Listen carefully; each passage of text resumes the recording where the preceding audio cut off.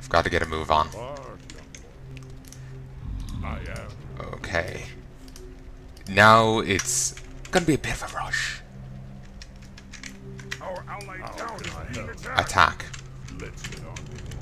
Yes. Are there enemies above? I am.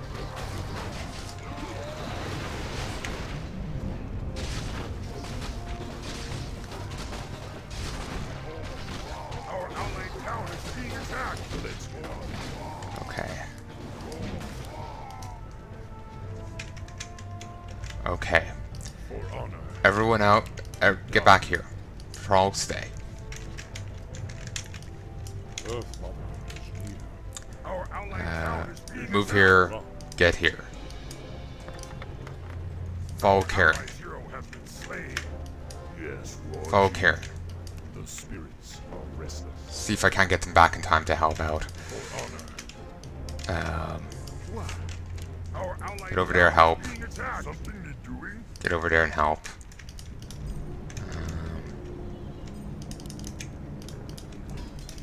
We need more gold. But anyway, enough dawdling. I am. Ugh, Christ.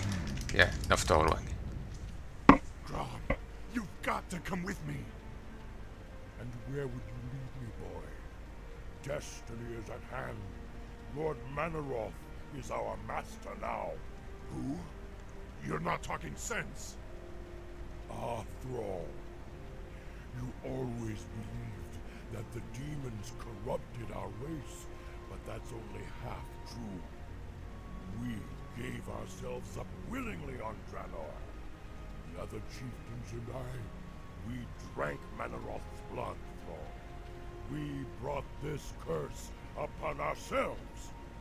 You did this to our people knowingly? Gah! Okay, left click. For honor. Get him. Yeah. Run. No point in fighting, just leg it. For honor. Move this way, then here. The Infernals are gone? There's no way they got killed. Is there?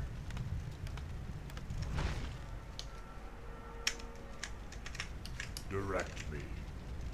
Don't know why he stopped. Right away. And random birdie.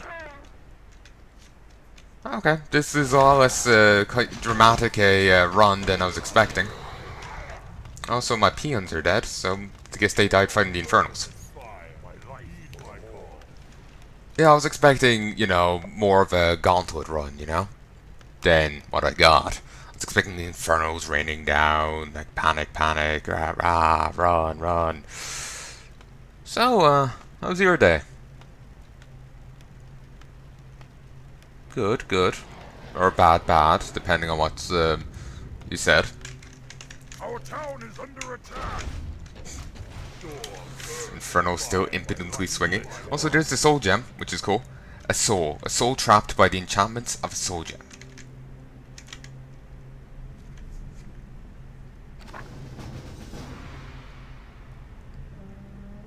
I need to read those quest logs more.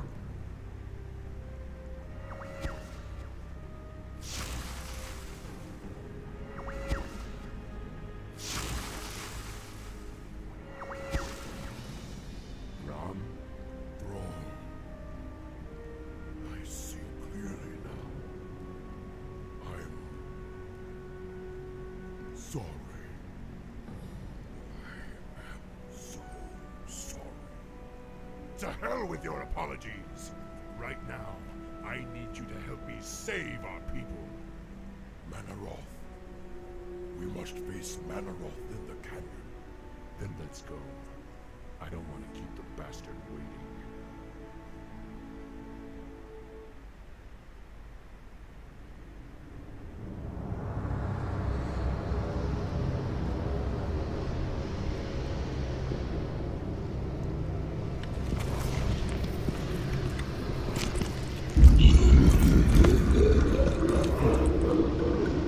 So predictable.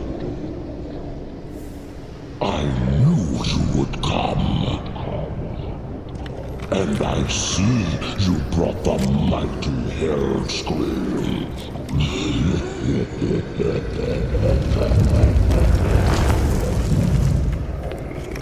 His blood is mine. As is your whole misbegotten race.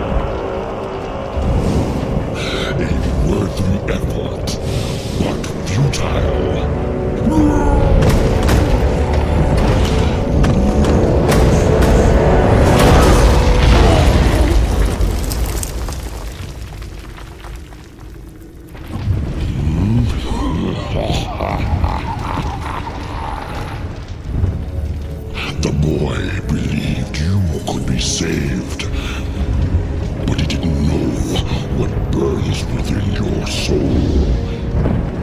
When in your heart, you know we are the same.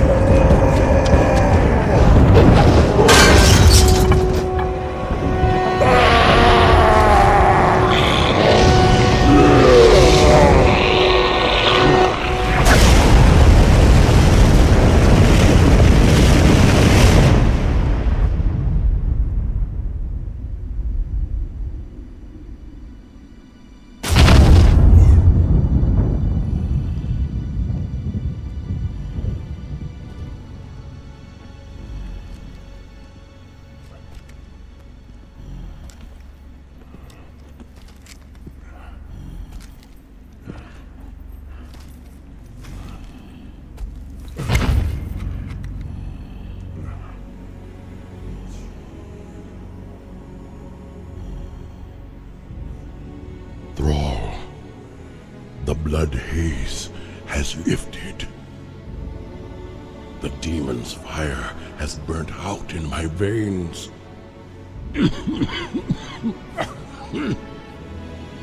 I have freed myself.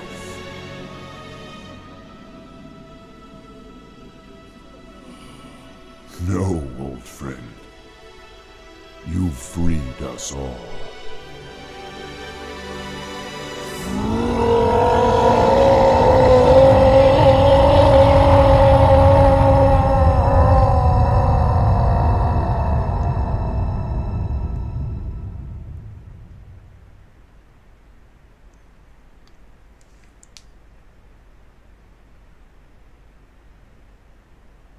The one bad thing about that ending is that it's contradicted by what? At least the way I always took it, was with Manaroth's death, the demon blood corruption that was going on with the orcs was undone. But Wad, as far as I remember, implies that even a dead Manaroth's blood is enough to corrupt orcs.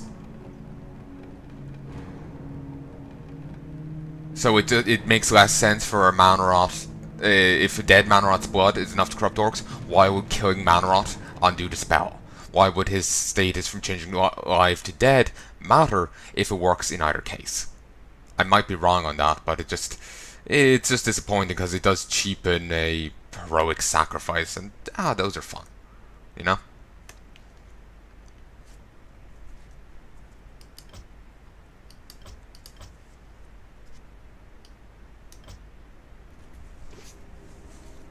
And here's the Night Elf campaign, Eternity's End.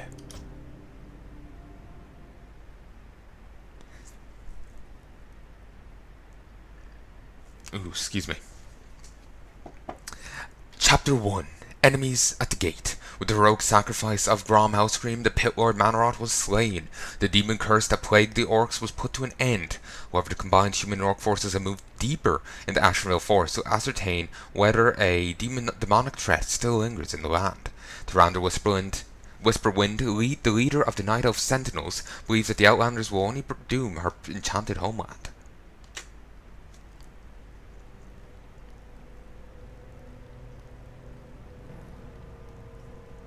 So yeah, she's as much of a dick then, like now, as she's in Legion.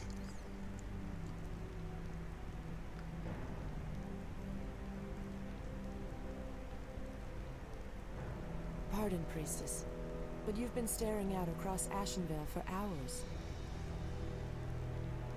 I sense something dark stirring within the forest, Chandras. It feels as if it's heading this way. The greenskins who killed Cenarius? Perhaps. Perhaps something more.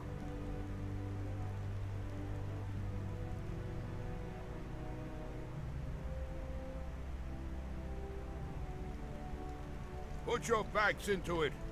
Jaina and the Orc War Chief expect this base to be built swiftly.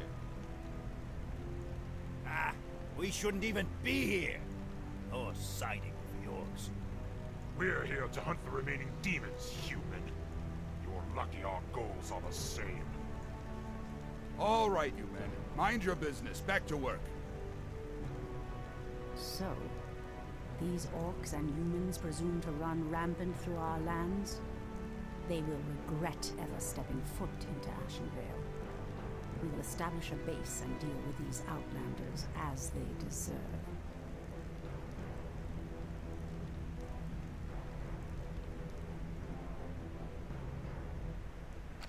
So yeah, the Night Elf response is still to open fire and not do, you know, to say, hey, could you get off our lawn, you damn kids.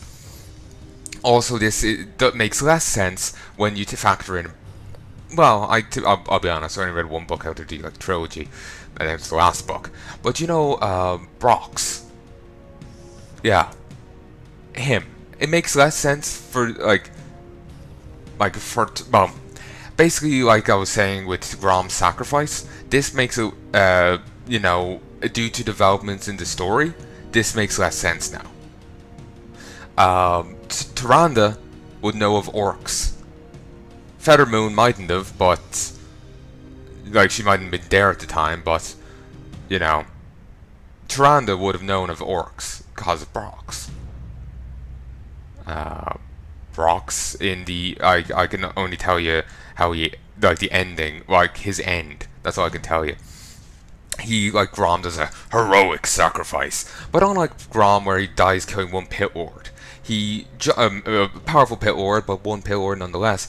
Brox jumps through the Well of Eternity portal onto what we now learn to be Argus, and he hacks demons to death till there's a mountain of bodies. So he earns the ire of Sargeras himself, and he even wounds, well, minorly wounds the, you know, Dark Titan. Certainly, Tyrande doesn't know exactly what's after going on at the other side of the portal,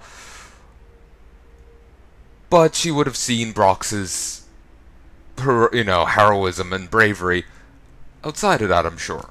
And, you know, it's just, she would also have met, you know, a human before, in the form of Ronan, the former leader of the Kirin Tor. She would have met him. So, unless memories have been wiped, which is actually a distinct possibility, you know, it doesn't make full sense. Actually, maybe memories were wiped.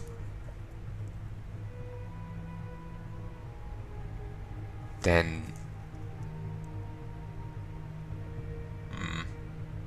why would the core crew know about Brox then? Their memories weren't wiped. Then again, maybe the wiper did know.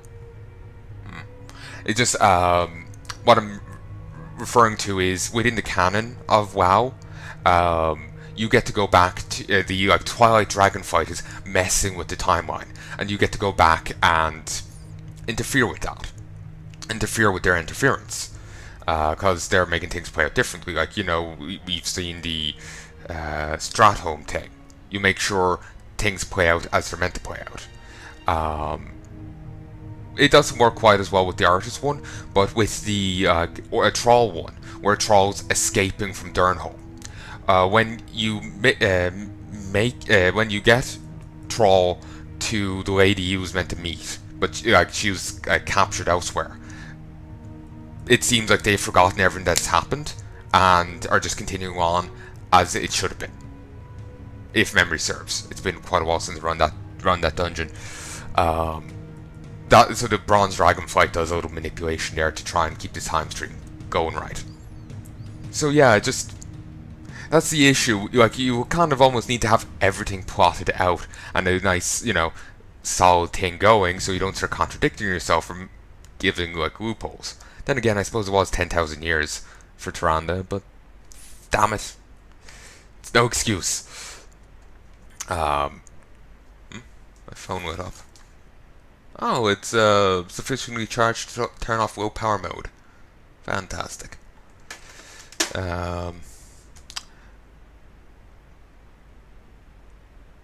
So yeah, you need to plot everything out well advanced, or you need to have lore, like I know George R. R. Martin had like basically two fans way back when set up like I think this is how I remember hearing how it started and whatnot.